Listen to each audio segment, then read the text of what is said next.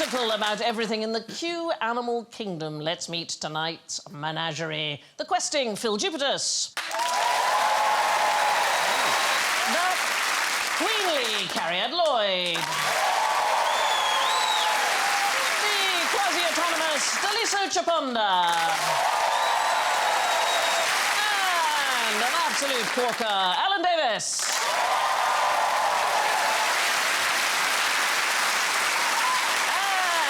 Their buzzers tonight are a quartet of quadrupeds, a moose in a quarry. A moose in a quandary. A moose in a quadcopter. And a Komodo dragon in Quentin Tarantino's jacuzzi. Oh, my God! There's a fucking Komodo dragon in the pool! OK, excellent. Right, I love this. What is blue and sounds like a whale? Is it a blue whale?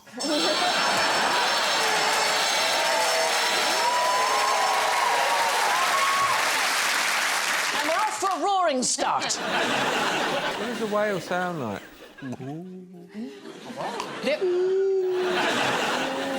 They're really soothing. You know, Yeah. they have those tapes to help you get to sleep. Yeah. Steve, how far away are you? 1,500 miles. You hear me? Yes, the sound is loud and clear. What are you eating? Plankton. What colour are you? Blue. You sound like a whale. Also, we don't know what it means. It could be soothing to us, but they're saying, I'm choking on the plastic. Yes. Can I just remind everybody that this season is the letter Q. Q, something... Q. The Queen. What is blue and sounds like a whale? A quail. Yes, a blue quail is the correct answer.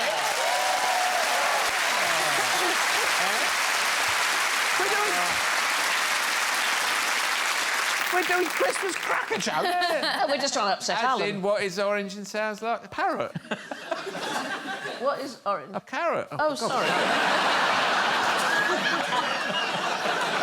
So the blue quail lives in sub-Saharan Africa. Yeah. It's one of about 40 species of quail worldwide. Actually, only the males are blue. Girls, they're brown with buff underparts. What did Quail teach us about sex in space, do you suppose? They sent quails up to space. Yes, they could, in fact, be called the very first extraterrestrial life form. OK, I'm going to take a mad guess. Yep. They taught us how to be caring lovers. Well, They sent the eggs up. they did send the eggs up. They were the very first vertebrates to be born in space. Zero gravity. They went up into the Mir space station in 1990, part of the Russian programme. They wanted to find out if quail would be a good food source for a long-term mission. So 8 of them hatched out of that lot, but they couldn't cope with zero gravity. So they simply couldn't latch on and feed themselves at all. What they discovered was it completely removes their sex drive. What? Yes, entirely going up into space. The females stopped ovulating, the males had reduced testosterone levels, and both sexes exhibited an absolute apathy to mating. So this means my girlfriend's been to space. Maybe.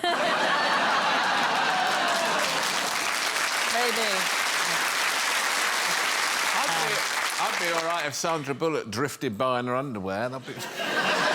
Oh, there's Sandra. I knew she'd be here. Sorry, I'm having trouble concentrating. I'm just thinking about Sandra Bullock.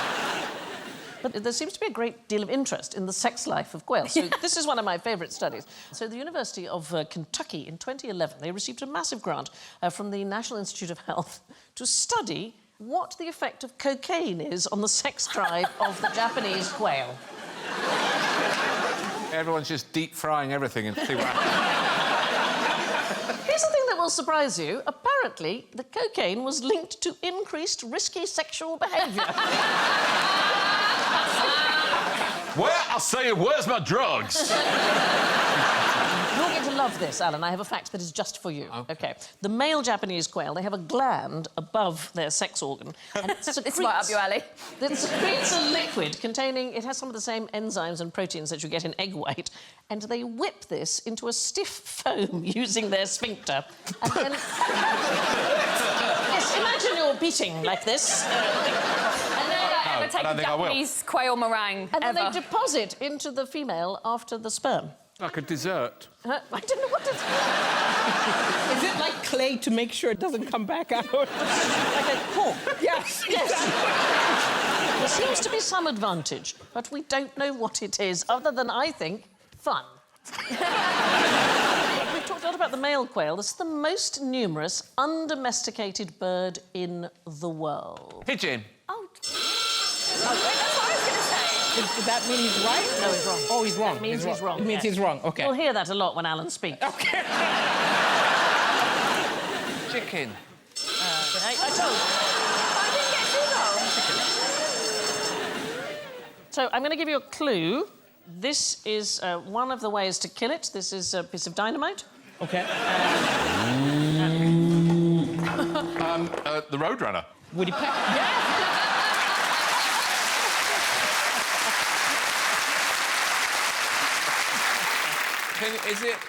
Does it live in Britain? No, so Daliso is in with the best chance of knowing this, as there are lots of these in Malawi.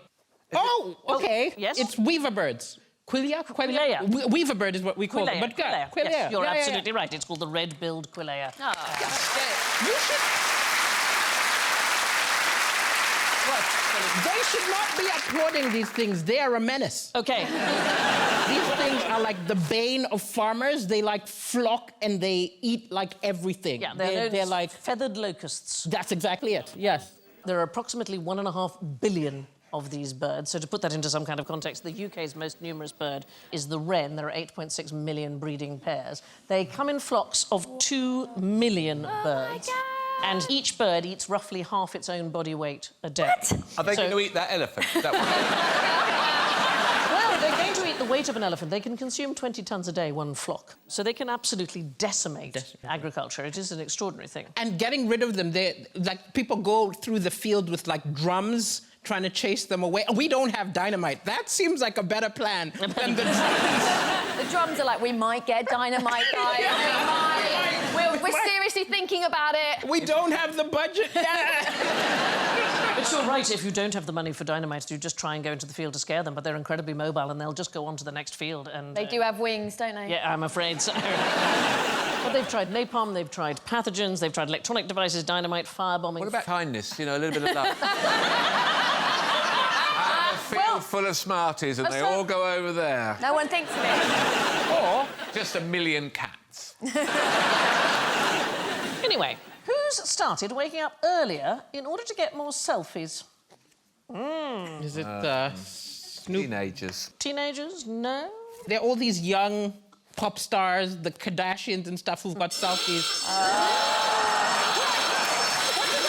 I win something? No, it's not a good thing. I get a buzz for saying Kim Kardashian? Yeah, because we thought it was predictable that somebody at some point... I'm not mentioned- Kanye West! Don't get cross, darling. It's fine. Remember, we're in Q and we're doing animals. animals. Q animals. Quail. Queen koala. OK, you are in the right part of the world. A queen kangaroo. You are in the right part of the world. It is the world's happiest... Oh, that the tiny face from New Zealand. Yes. Isn't No. it- Australia. Tiny happy one from Australia. I think that when you take a picture, it looks like he's smiling, and people keep taking pictures, and it looks like he's poking his head in, smiling. So It is cute. the world's happiest animal. Is it a quagga? Quagga. Yes, Oh, it's so absolutely right. cute. Very well. Have you seen one? What? Look, Look. it's so cute. No, I haven't. I want one. They live mostly on a little tiny island called Rottnest, just off Perth, just off the coast of Western Australia. That's a great photo. Isn't it the cutest I don't thing? trust it. That's like a person in a suit. That's... Oh, look, have you seen the rest of the peloton?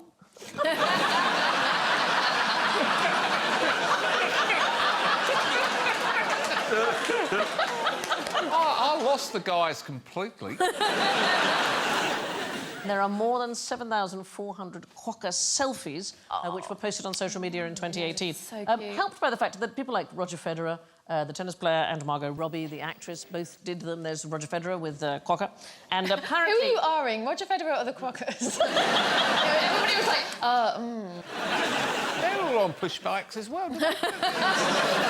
Here is the sweetest thing about them. They're nocturnal, but those that are on rot nest are now staying awake during the day in order to spend time with the tourists. And the ones who are on the bit of the island that's highly developed for tourism are doing better than the ones in the less disturbed habitats. Yeah. Here's the thing that's slightly going to put you off the quokka. Oh. Does it shit in your face? that put me right It's off. got a gland that makes a stew that you have sex with. Do not eat their pavlovas. Not great parents. So when the female quokka becomes aware of a predator, the first thing she does is she ejects the joey from her pouch, and the infant lies on the ground making a sort of hissing noise, and this distraction allows the mother to escape and leave the predator. Really? I mean, you say bad parent, but in a way, she's smart, isn't she? Quokkas get their beauty sleep at night now, so they can always look their best for a daytime selfie. But selfies are dangerous. Oh, yes, they are. Many people die doing selfies. Also, like, I was given advice by a comedian who said, oh, if a fan comes and they recognize you and they're excited, maybe you should say, oh, do you want a selfie? Because sometimes they're too shy. And I followed this advice. Yes. And in Nottingham, a woman was like, oh, I recognize you. I was like, oh, hi. And I said, do you want a selfie? And she said, no, you're not the Eiffel Tower.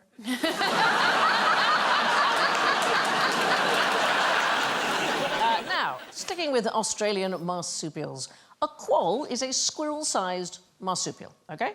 Let us imagine that you're hosting a barbie, you're in Australia, and a mob of quolls turn up. What are you going to offer them? Straight away, you give them a tinny. Then you ask them if they're veggie. OK. They're not vegetarian. But why do we have to offer them anything? We didn't invite them. Now we're catering for everyone who turns up? Yes, so there is a reason why you want them to eat something. Because they're cuter than you. So Oh, no, eat that which is cuter than you. I don't think that's a nature's rule. What's a barbecue thing? Another barbecue thing? Burgers, sausages. Sausages! OK, sausages is what you need to offer them. What kind of sausages do you think you might offer a quoll? Vegetarian sausages. OK, the reason we need to do this is to save them from extinction. Their numbers have dropped dramatically, and it is because partly they've been eaten by foxes and they've been eaten by cats, which were introduced by the Victorians, but also they like to eat cane toads. So there is a toxin in the back of a cane toad. No. So licking them can cause hallucinations, and there are indeed Australian dogs which are entirely addicted to doing this. That's an addict. A Labrador on a trip is a fantastic thought. But the quolls can be killed by this poison. So, in order to educate them not to eat cane toads, they're being fed sausages made from toad mince. They take the harmful skin off, they make the mince, and they lace it with a chemical which makes the quolls feel nauseous. And the plan is to put them off eating toad. But I think the ones in the wild don't smell like barbecued. They are actually hoping now that they can drop toad sausages by helicopter. Could you just say that one more time? In 1935, they were brought in to sugar plantations in order to get rid of a pest, which was the cane beetle. They brought in 102 toads. It was a failure. Why? Hello. I think we should definitely leave Europe.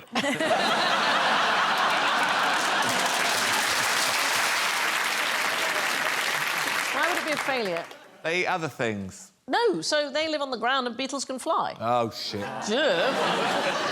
These 102 toads have grown into today's population of 1.5 billion toads. God. And they have devastated Australia's flora and fauna. Toads love to do it. Oh, a female toad can have 35,000 eggs. What? Yeah. So here's a nice thing, apart from the toad sausages. One of the ways they're thinking now of saving the quoll is to turn them into pets. There are people who say that you should have them instead of a cat, and in fact, they're rather sweet. They can be trained. They can use a litter tray. They weigh about the same. Yes, sweet, really sweet. Joey,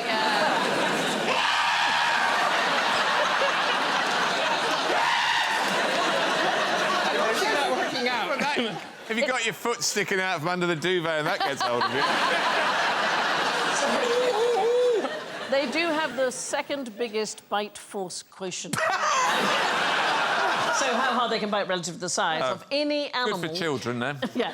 Second only to the Tasmanian devil. But, of course, keeping them as pets is not going to save the wild population in any way whatsoever. Here's a fact about quolls that I love. The breeding season only lasts for 3 days, during which they mate with their partner every 15 minutes for the entire duration.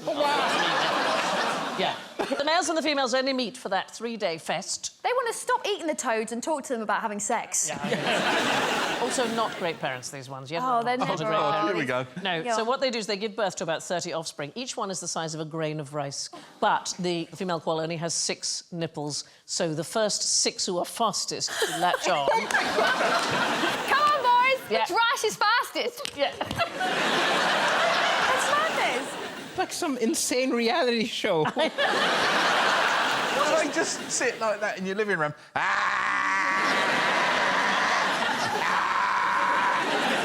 The idea of you being a squirrel-sized marsupial. I have a tremendous bite force. Almost equivalent to the Tasmanian devil, which can have sex whenever it wants. Scientists are encouraging quolls to eat sausages rather than toads in the hole. Right, moving on. What is wrong with this zebra? Yes. No barcode. It's just like a mutant zebra with, like, half the stripes. It's an extinct subspecies Oh, of someone shouted zebra. out. It is a quagga, indeed. But wait, didn't we already... Aren't the birds the quaggas? Quackers and crackers. No, so we've had quolls and quokkas and quail. It's Q, darling. There's going to be a lot of animals beginning with Q. It just feels like Dr. Zeus has moved in and started taking over. There's quackers and quackers and quails. And all of them have the most magnificent tails. It's an extinct subspecies of zebra, lived in southern Africa. It was stripy, but only down to the shoulders. It's been sort of described as a zebra who's forgotten his pyjama bottoms. I'll tell you an interesting thing about stripes. I went to school in Kenya, and we read early colonial books, and they theorized, because they'd never seen any mixed-race children. Right. So they imagined that a child would be born with stripes if a black person and a white person... Are you kidding me? Yeah, no, it makes sense if you think about it. If you've never seen it, it's more logical. You know what I mean? Like, these are people who thought the world was flat, OK? But still, that's what they thought would happen. Anyway, what I love about the quagga is it's a really good example of humans sorting out the natural world. The quagga was made a protected species 3 years after it had already become extinct. And it was given legal protection by the Cape Town government in 1886, and the last one died in an Amsterdam zoo in 1883. So they were 3 years too late. Wake up, Clifford. It is time for your Edam. No, he's dead. Zookeeper. Yeah, no, fair enough. I thought it'd be called Clifford. Here's an interesting thing. For a long time, Grant Museum at the University College London believed it owned 2 zebra skeletons. But they re-examined them in 1972. They found one was a quagga and one was a donkey. So they didn't have any zebra skeletons. This is a fantastic thing. This is the actual skeleton of the quagga. Now, if you have a look at the back left leg, you can see that there is just a sort of a black outline. And that is because that particular leg is missing on this quagga. And this has an extraordinary story, and here to tell us about it is the curator of the Grant Museum, Tanis Davidson. Hello, Tanis. OK. First of all, can I just say, fabulous museum and a rare museum, is it not, the Grant Museum? Yes, we are the last university zoological museum in London. And anybody can go and visit? Yes, we're open to the public Monday through Saturday, 1 till 5. OK, so these skeletons of quaggas, how many do you think there are in the world? Well, it's one of our star specimens. We think there's only 7 quagga skeletons anywhere in the world. Right. And as far as I know, ours is the only one with a skull. But it's missing a leg. What happened? Where the hell is the leg? Well, the first idea is that it had been loaned to the Royal College of Surgeons just before World War II. And of course, that building was bombed, so it was lost during the bombing. Another idea was that when the specimens were evacuated to Wales, it somehow became lost. So it could still be in Wales? It could be. OK, and you're holding a thing here now that this is what it would look like. This is what it looks like. Right. How would you know the difference between a quagga leg and a zebra leg? It's very difficult. Oh. So if you've got one, you may think that it is, in fact, a zebra leg. Yes, there is an idea that perhaps this might be in someone's collection if it was lost in Wales and maybe somebody thought it was a donkey leg or a horse leg. But you could compare it to your actual skeleton and see if it is a match. Yes, if somebody found something like this, we could, slot it in perfectly and it would just all become a whole specimen again. I feel we are the show to help you with this. OK. So, this is a Crime Watch appeal.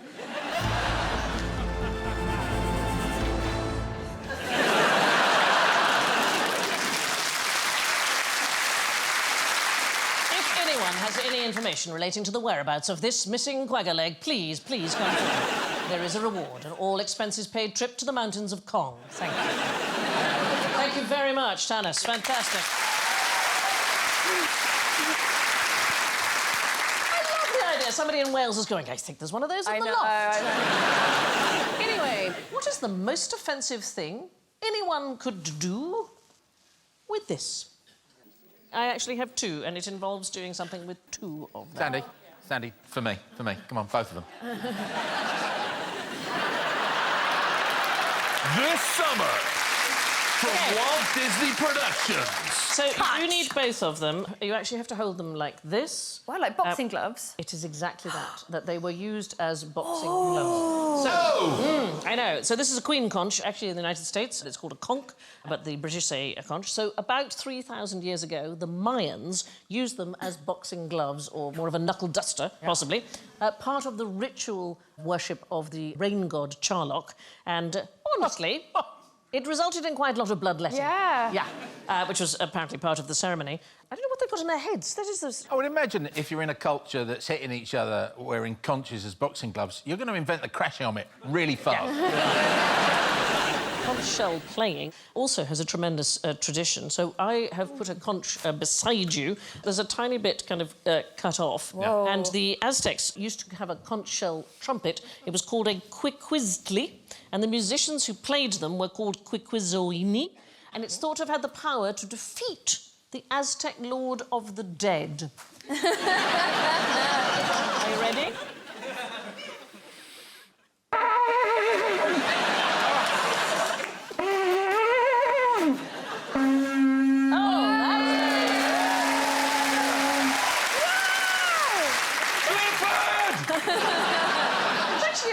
Noise. That's apparently, amazing. if you move your hand in and out of the aperture, that is the way in which you get. Shut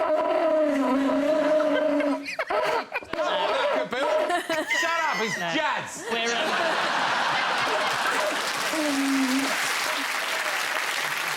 While we are at the seaside, this is a quillback sucker and a quillback rockfish. But the most well-known quilled animal is... The porcupine. Porcupine. How does a porcupine make love? Carefully.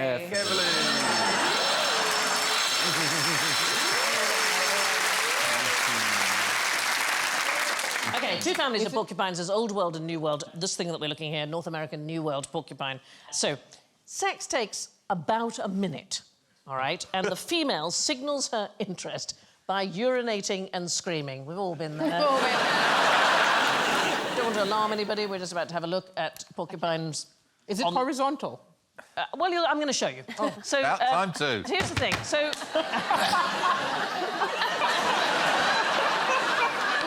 Mating is... Yes, carry on. Go on. Good. Mating is spike-free. Yeah, So what happens is the female turns her back on the male.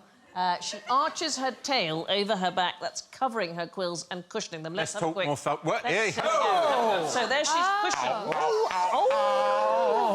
Let's get it on. Let's get it on. Female looks like this when they're finished. There we are. Yeah. Just put it under a hand dryer.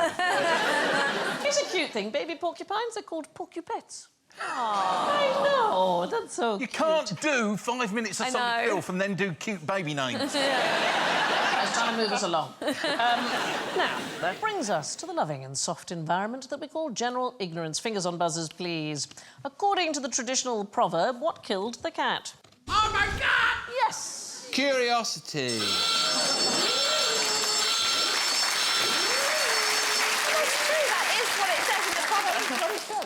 The original version for over 260 years was that care killed the cat.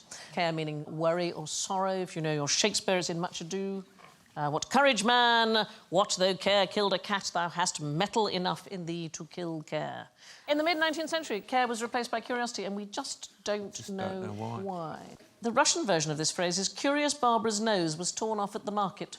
So I'm going to use in the future. I think it's rather better than just to kill the cat. Now, how would this animal protect itself? By, rolling into a ball.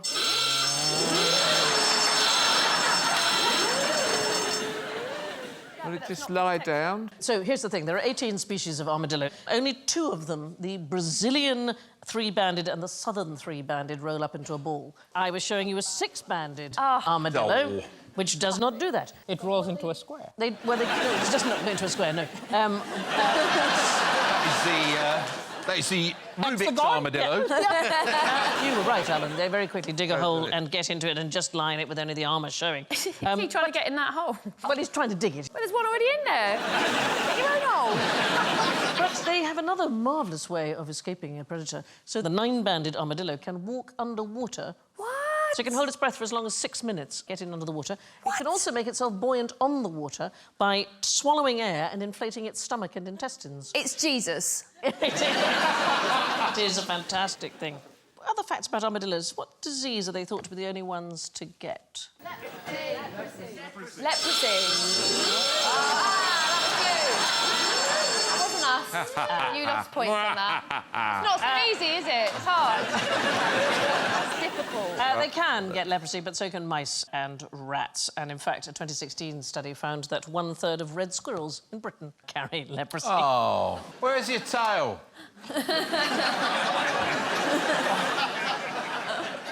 It's the most appealing thing about me. Now I'm just hamster.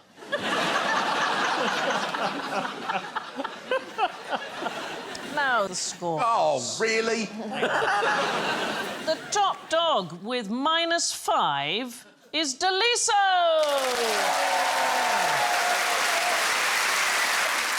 And second place with -6, it's Phill!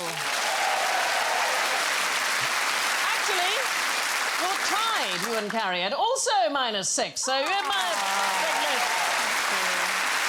which means, in third place with -10, it's the audience! You've outdone yourself. In final place, it's Alan!